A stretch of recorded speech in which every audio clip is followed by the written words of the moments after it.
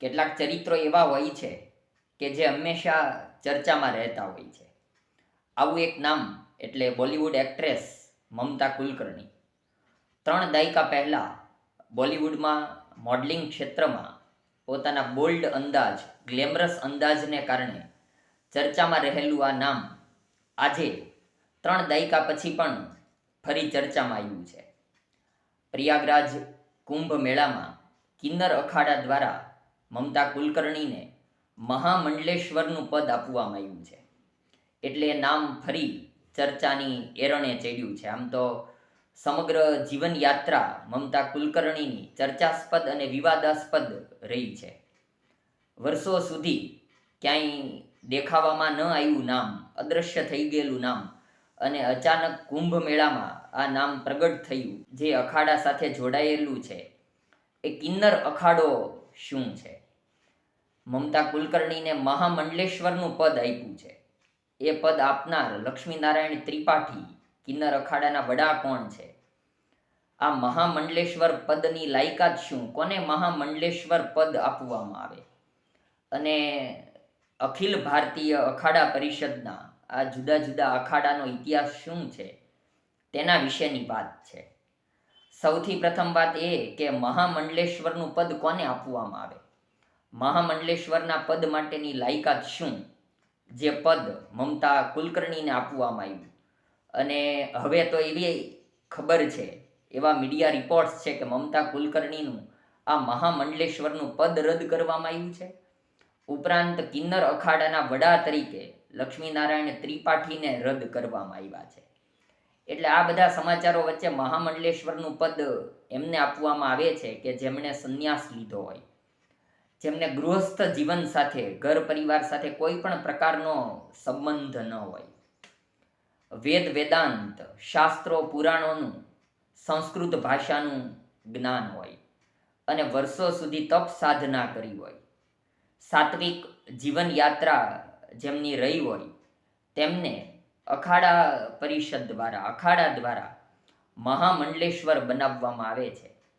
આ મહામંડલેશ્વર એવું પદ છે કે જેની નીચે સેનાપતિ, કોઠાર એટલે કે કોઠારી જે કોઠાર સંભાળે છે, ઉપરાંત મંડલેશ્વર એવા બધા સંતો, સંન્યાસીઓ તેમની નીચે કામ કરતા હોય છે. અને મહામંડલેશ્વરને જે તે મઢી સંભાળવાની હોય છે, એટલે કે આશ્રમ સંભાળવાનો હોય છે. અને કુંભ મેળામાં મહામંડલેશ્વરની જ્યારે સરઘસ યાત્રા નીકળે છે ત્યારે તેમને ખાસ પ્રકારનું સ્થાન આપવામાં આવે છે. આ મહામંડલેશ્વરનું પદ છે અને એ મમતા કુલકર્ણીને આપવામાં આવ્યું અને હાલમાં રદ કરવામાં આવ્યું છે. કિન્નર અખાડો શું છે? કિન્નર અખાડો એ કિન્નરોનો અખાડો છે. જેઓ પુરુષ નથી, સ્ત્રી નથી, જેમને આપણે કિન્નર તરીકેનો સમુદાય ઓળખીએ છીએ, એના માટે શબ્દ હિજડા, પાવૈયા એવા શબ્દો પણ વપરાય છે. આ કિન્નર અખાડાની સ્થાપના આમ તો શરૂઆત 2018થી થઈ અને 2019માં કુંભ મેળામાં તેમના દ્વારા શાસ્ત્રોક્ત જ્ઞાન, નૃત્ય, અભિનય રજૂ કરવામાં આવ્યો અને આ રીતે કિન્નર અખાડો મેદાનમાં આવ્યો.